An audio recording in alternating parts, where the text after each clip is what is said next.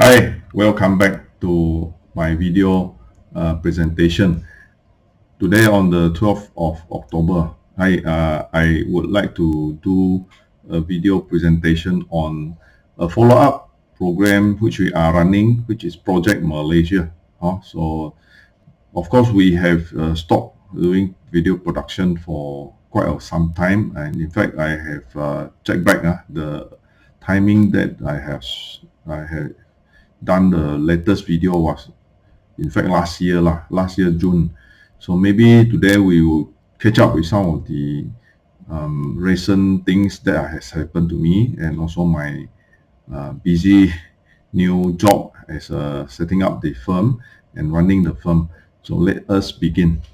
Hi, today 12th of October 2025. I like to resume some of the earlier presentation on the video for Project Malaysia. So this is 185 Project Malaysia Focus Group Execution.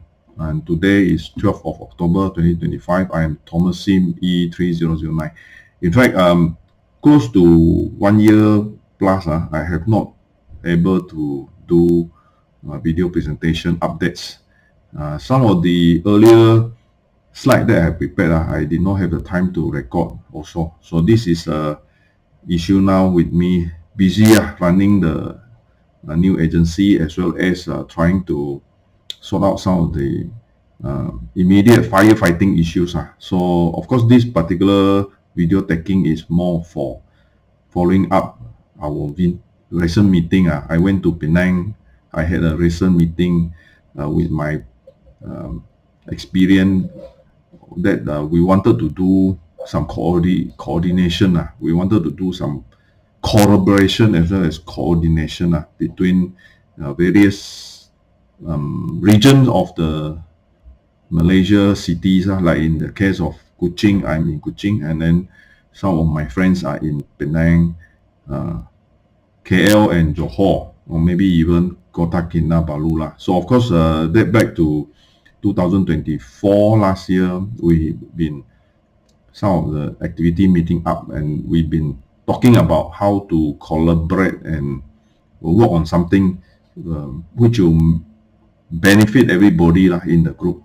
We have this group for almost 10 years from 2015 to do the studies, as well as some of us already passed out as REA, and many are in the mid of completing their tasks and getting their license. So this is kind of an effort for helping myself as well as helping our people coming together, maybe one day coming together, working on a collaboration. Also today is a sum up for the previous few presentation video that I have done.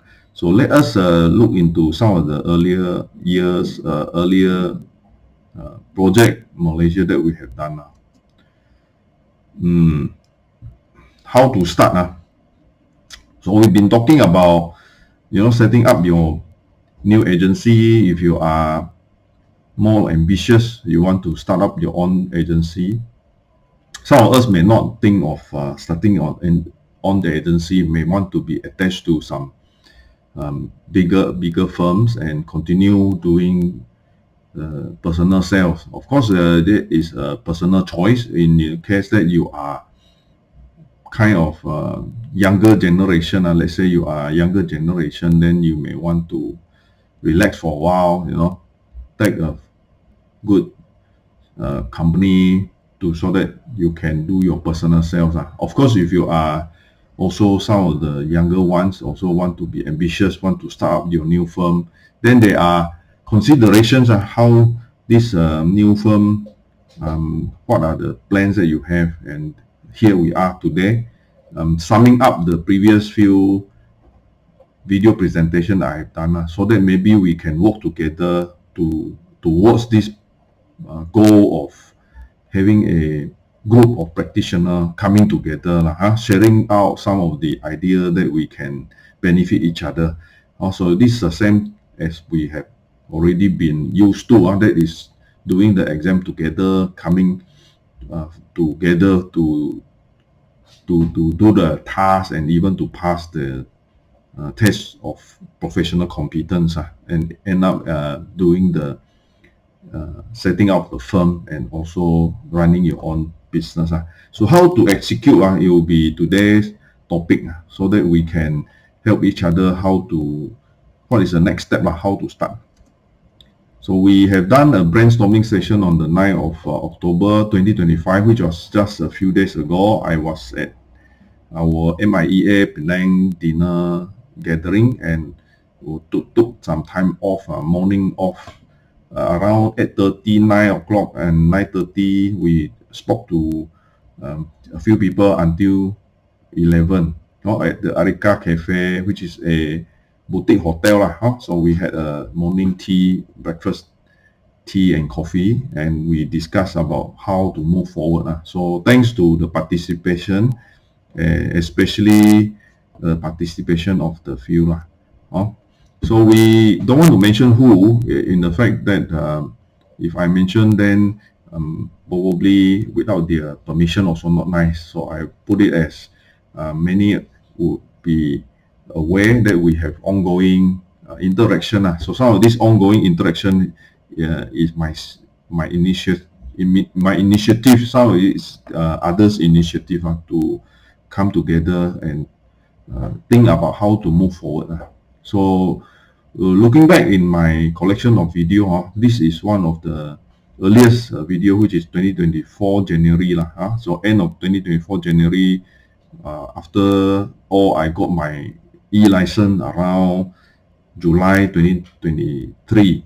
So around July 2023, I went on setting up my firm, registration of my firm around October 2023. So in January 2024, I already was running a firm and at the initial stage. So we were thinking about how to use certain platform, like in this case, findway.info, which is a website that I have designed to do some collaboration, how to come together to present to the world or present to our region. So what are the things that we can do? So this is findway.info, using a platform which you already know. Findway.info is a website that try to link businesses together. And I use the idea of library, readers club. So every one of us come together like a club inside a library, so get to use the library resources and for the benefit of everyone, so that one day, if you are setting up your own firm in a township, then we can link you to this particular resource. So this is like a huge likely a huge library. You look at it like a library, and individual user of the library come together so that you can share how do you find resources in the library. So this is the idea of a readers club. After that, when I have also talked about in April 2024, focus group part 1, which in fact is kind of a group together some of the strategic moves that I had in mind for doing up estate agency practice among newcomer to the practice. So of course, this particular video recording, you can look back, it talk about kind of a strategy. So how to move your business. Let's say you want to be more of a traditional business, or you want to write on tech-enabled business in estate agency. So these are some of the basic knowledge in the sense the way that how to run property estate agency business.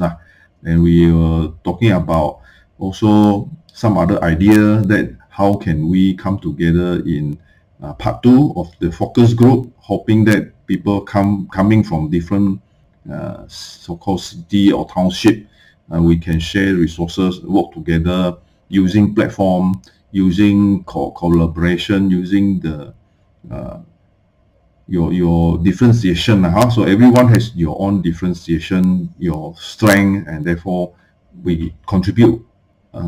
Everyone contribute to the same group, so it's called a focus group, and therefore work together towards a common goal. A common goal, of course, is to achieve business prosperity, to enable to close deal, and then enable our branding to be known by our client. We talk also about the part 3, which build on the part 1 and the part 2 on the issue of how to maybe competitively how to survive in the hard to predict property market. We have the part 4. I put up some of the tasks, which means I was thinking of what exactly what are the things that we need to do Also, this means that initially we had some idea to do something different, and now in the various part 1, part 2, part 3, we were grouping those ideas together, and part 4 will more onto what are the actual thing that we can do, the different project that we can help each other to do, and so that we can improve the target that we are trying to achieve. That means you need to have goal, you need to have target, then you need to have what are the actual plan and the tasks that we are supposed to do. So this was on the part 4. Then I would say that we had a part 5, which is talking about database and how do we differentiate. So some of this earlier presentation you can go back. Then the idea is what are important over time. That means in the time that you build this particular background of information. That means when I went through in January, February, March, and April 2024, I had a process of getting to know what I need to do, and I needed to put into presentation. Therefore, all this may be able to give every one of you who is going to set up your own firm or doing your own subsector of business to think about what are the means to achieve your goal, your final target. So part 5 talking about database and differentiation is more of situation that what are the things that you need to collect, what are the area of competency that you need to establish so that you can look into having a specific purpose to do estate agency work. Because estate agency work in the case of going out is like you are fighting a unknown enemy. A lot of time we get sabotage, we get shortchanged by our competitor. We do not know how long can we survive doing such a thing. So from the various video recordings, you can maybe in a way put all those elements, put all those consideration together and try to move on. And now we are talking about execution. So this is part 6, Project Malaysia focus group for execution. So today I am on the 12th of October. This was made on the 10th of October, 2 days ago, after a discussion in Penang on the 9th of October. And we are hoping that when we do this execution, we can have a clear mind how to execute our plans. So today our main focus on the video presentation would be how to summarize and execute what are the things that we can do in the next maybe 1 to 2 years. Okay, and our goal will be the next maybe 5 years, minimum 5 years to see any potential result, because some of the result may need longer time, some may be seen earlier, some may be seen immediate, because we are getting connected to the projects that is marketed by various part of Malaysia, and hoping that maybe one day it will in a way close a deal. So we let us see first. Okay, so let us go into what are the things that we can help each other. So of course, database is important in closing a deal. So I would like to bring back this on the discussion level, where a lot of time people say, what is database? In fact, I would think of database as in customer CRM, the customer relationship management. That's one type of database. Another type of database is your knowledge which is about the property you are selling lah. So it's like, okay, if I were to sell this property, what are the knowledge that is required to tell my customer? Say for example, or you have a property that may be good investment property. So you need to have the knowledge that how much investment return, the ROI you are looking at lah. So that is your database.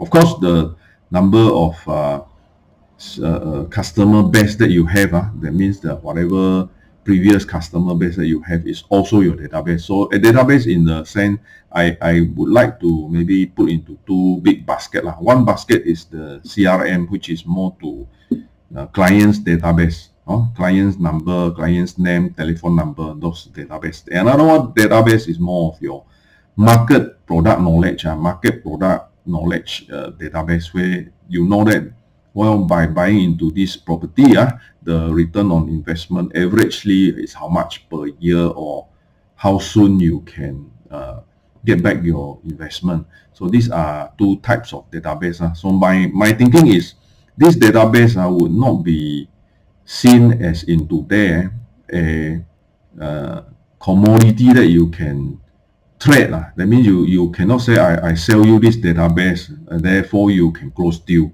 Because closing deal may be not so easy, because there are other factors that can affect the closing of deal. So in here, I have summarized into 5 factors that deciding a deal. Of course, database is one of it. Then the relationship you have with your client also. So if your client is your good friend, then it's easier to close a deal. Then number 3 is a sentiment. Sentiment kind of sometimes due to certain dynamic, in the sense international dynamic, international stock market maybe. So the stock market in the US is not favorable. Some people will bring back the money to Malaysia. Or there are some countries having political turmoil, then their people want to come to Malaysia for a longer stay. Like in the case of Hong Kong, Hong Kong was, in the case going back to China, then a lot of the Hongki are trying to come out. So these are sentiment.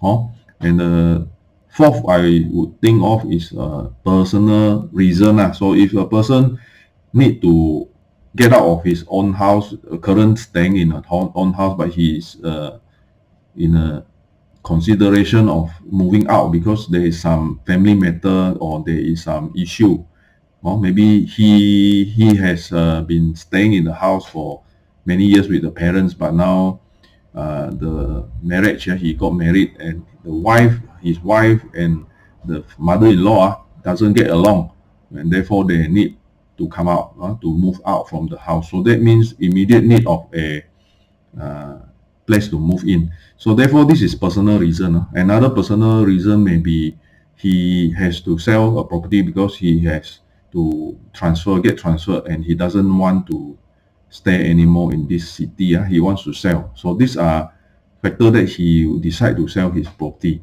So this is personal reason.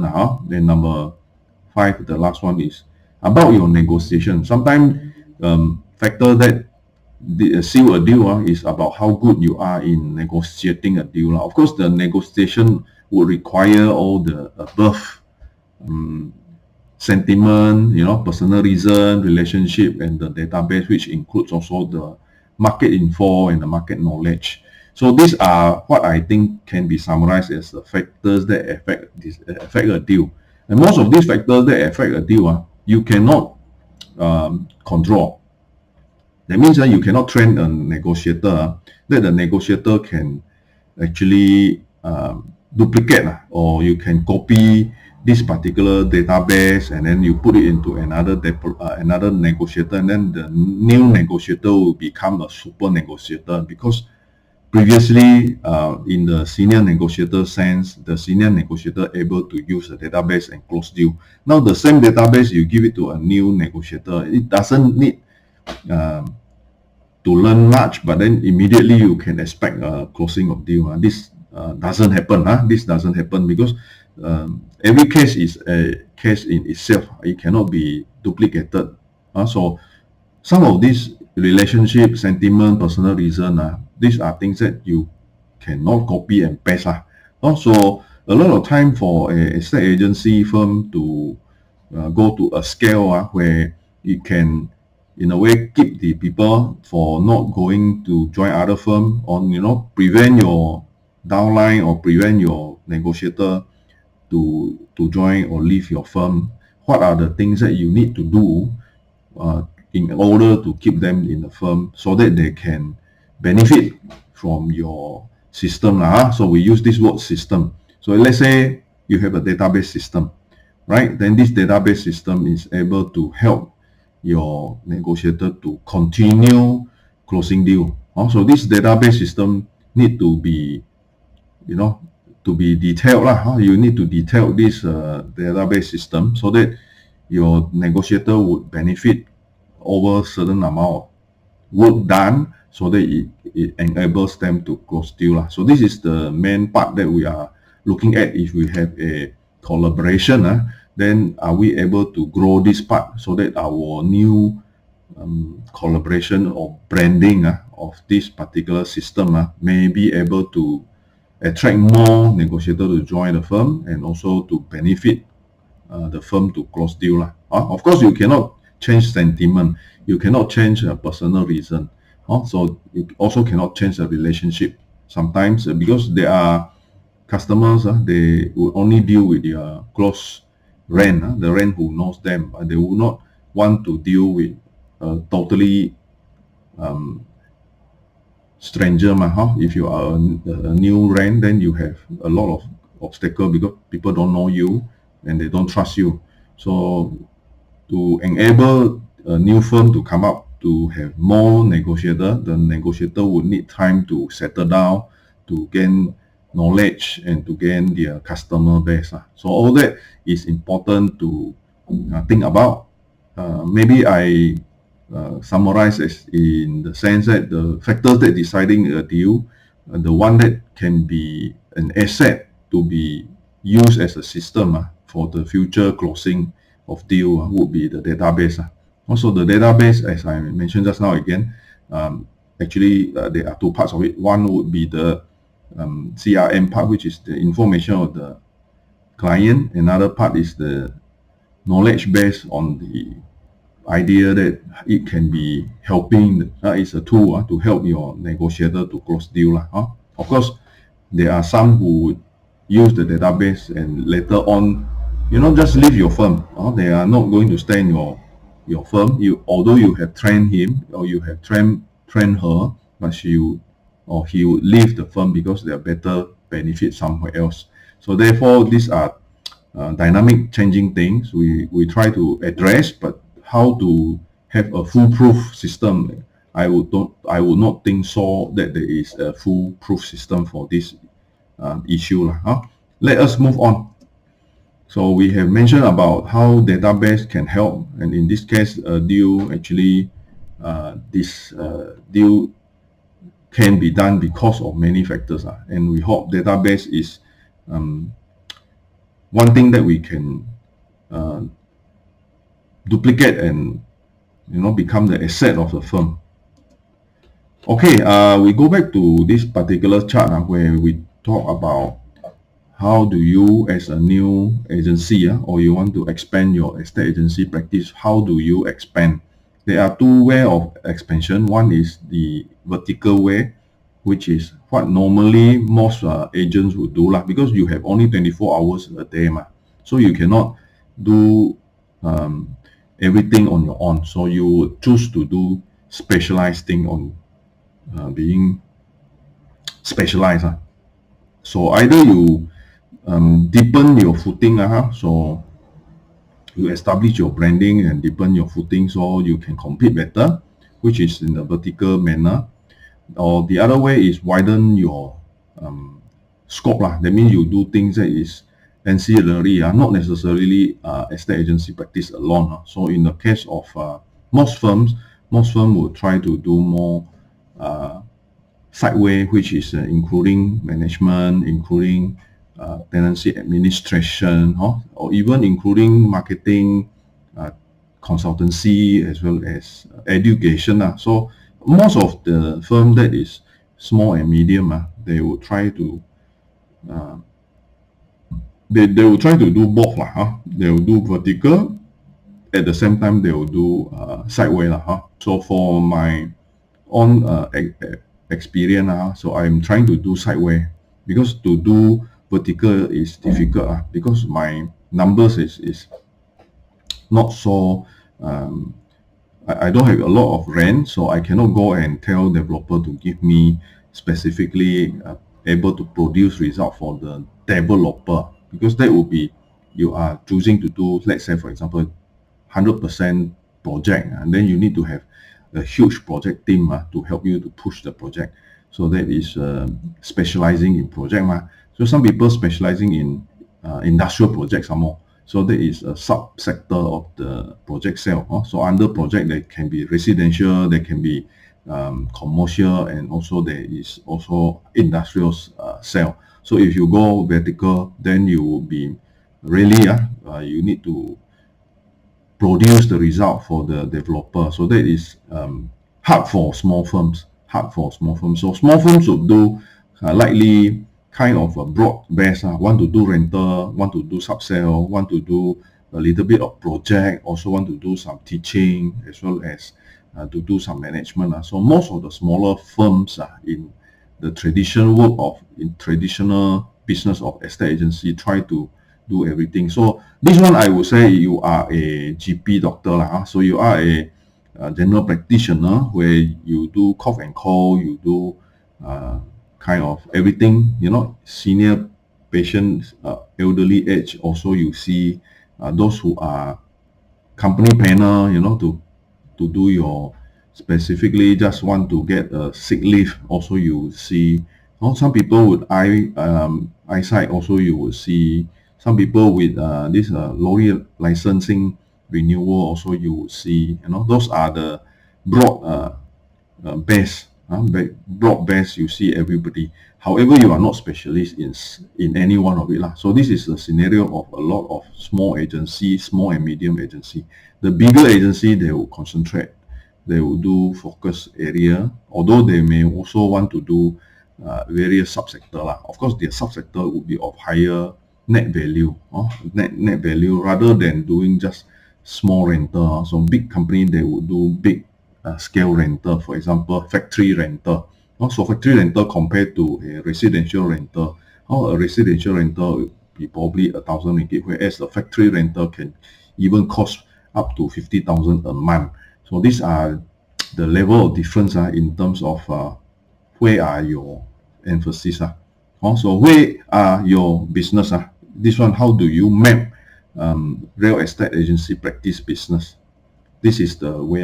So this is the way I have many times emphasized the pyramid of agency business.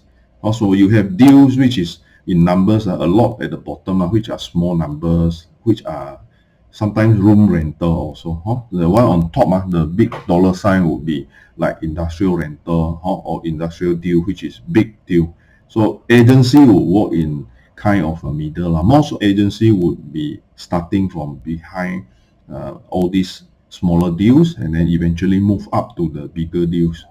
Also, I have explained this already, which is most agency, when they are starting as a startup, they will do anything like a GP doctor, and they will try to get a bigger base. But then when they progress to, I guess, trying to build a brand, they will try to go up. They will try to go up to get a bigger deal and try to establish a brand, or establish a brand for itself. So you become like the agency that is specialized in certain area, by sub area, geographical area, or agency that is very specialized in a certain type of subsector, maybe in commercial, or maybe in project, or maybe in factory or industry. So this is how I would see. For you all who want to start up your own agency, this would be likely the few key messages that may spur your thinking, may even give you some idea how to move on.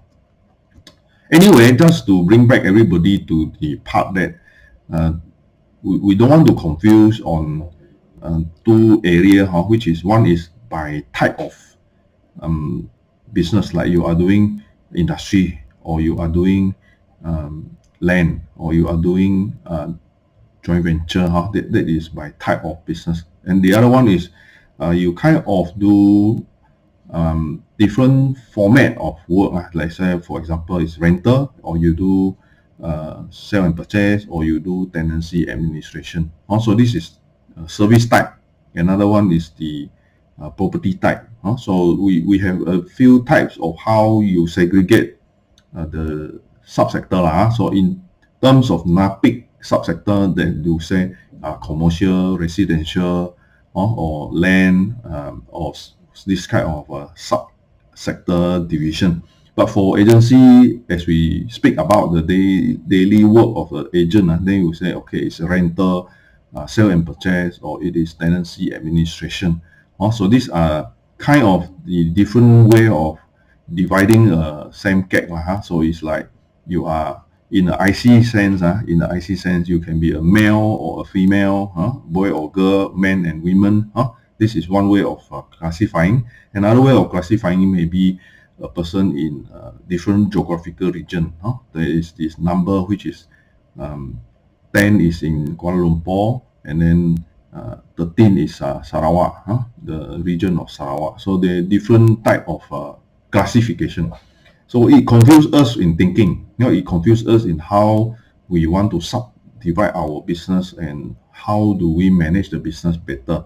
So I would want to propose this easier way to understand the business. So we want to say what are the different types of agency possibility. The agency running on a daily, in daily, out business.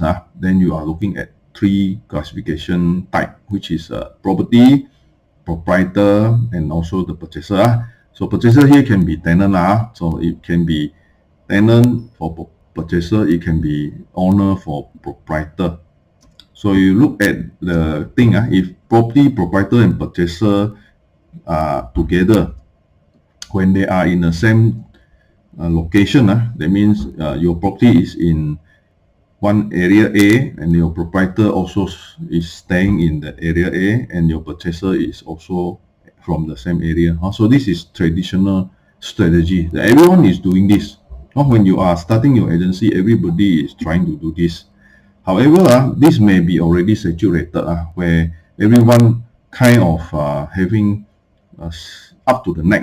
So you may fight or compete in terms of doing this work, as in, normal sub-sale is 3%. So maybe there is, in business, in market, that it go down to 1.5% already. So this is saturated, difficult to compete business.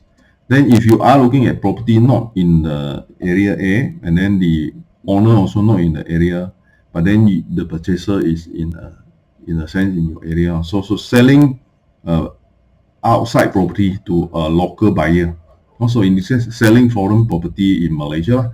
So let's say if you are from Sarawak, you are the agency in Sarawak, like myself, I'm agency in Sarawak. I can bring in property from West Malaysia to sell. I can bring in KL property to sell, Selangor property sell in Kuching. I can bring Johor property to sell in Kuching. I can bring Penang property to sell in Kuching, because the buyers are from Kuching. And I can do this as in doing co-agency. As time where I do co-agency with Johor agent, I do co-agency with KL agent, or I do co-agency with Penang agent. So in the sense, you may say that what is the point of doing this? Because at the end, your so-called buyer in Kuching can fly on his own to Johor, he can fly to KL, Selangor, he can also fly to Penang. At the end, directly close deal with the listing agent or the developer directly, not even going to the agency. He can just go to the particular project which is available in the other city, and then buy from developer directly. So this can be the case for developer, but I'm thinking of doing it in a different manner. I'm thinking of doing it in a sub-sales situation, because a lot of our property in sub-sales are not very transparent, and it is not necessarily seen as a project launches. So some of these good sub-sale from certain area may be interesting for outside buyer. Outside buyer, for example, Kuching buyer may want to buy a single story or double story house in Selangor. Of course, that means he doesn't know about the area well. He needs to know how is the area look like, the potential of that area.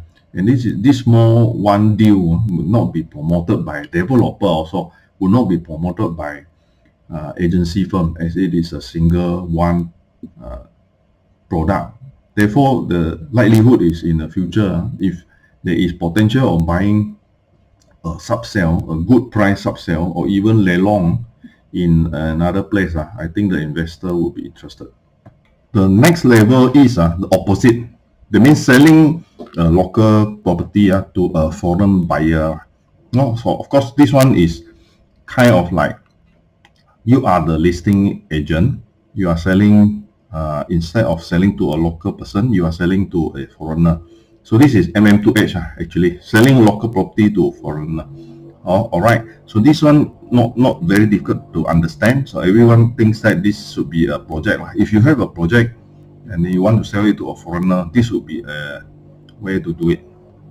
So when it comes to everything not in the same geographical region as your estate agency practice, that means property is not at your practice area. The owner is also not there, and then the purchaser is not there. So this is kind of an illegal practice. You should be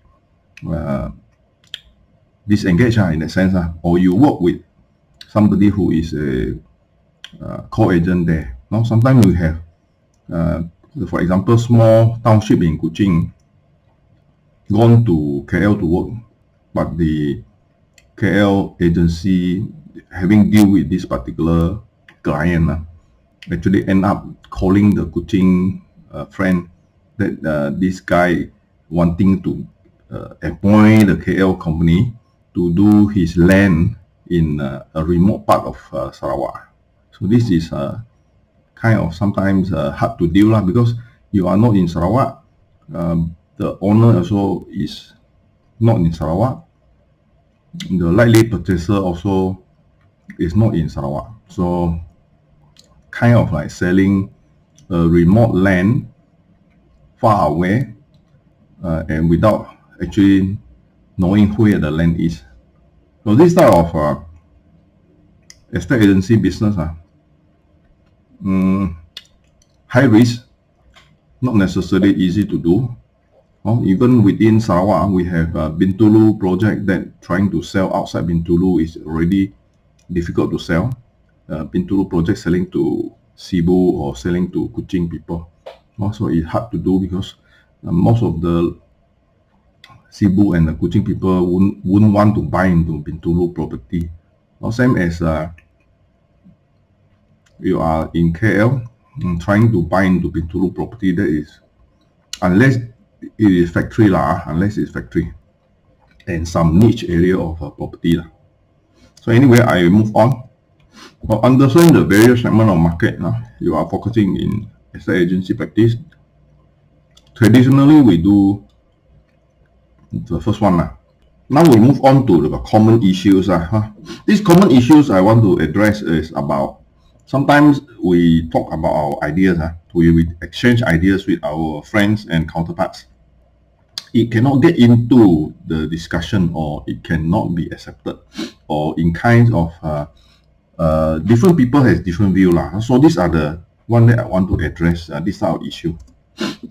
So in the norm in our market is, when we say that we want to do certain thing, most of our situation is that the market is not like that. The market is massive recruitment, for example. Also, if you say we want to be specific in terms of recruiting, then they will say, well, most companies don't do that. Most companies don't recruit in specific manner. They will give you this type of, they don't agree.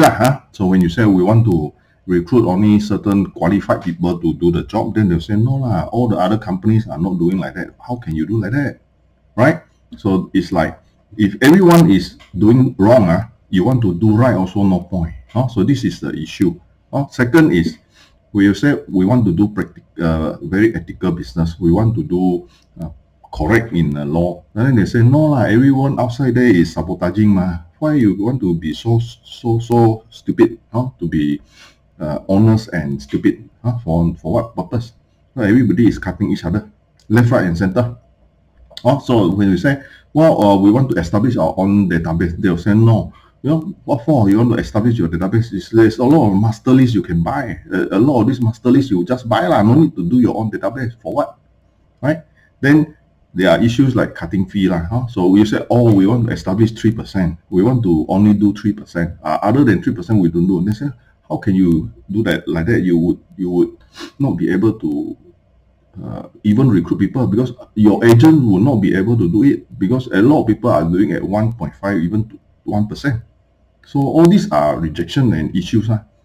So all these are issues whereby if you talk to the right person will agree with you. But if you talk to the wrong person will give you all these excuses. All of them will have these sort of issues. Also, it becomes wasting of time. When you are facing this, it becomes wasting of time. Why? Because a lot of time rents are short term.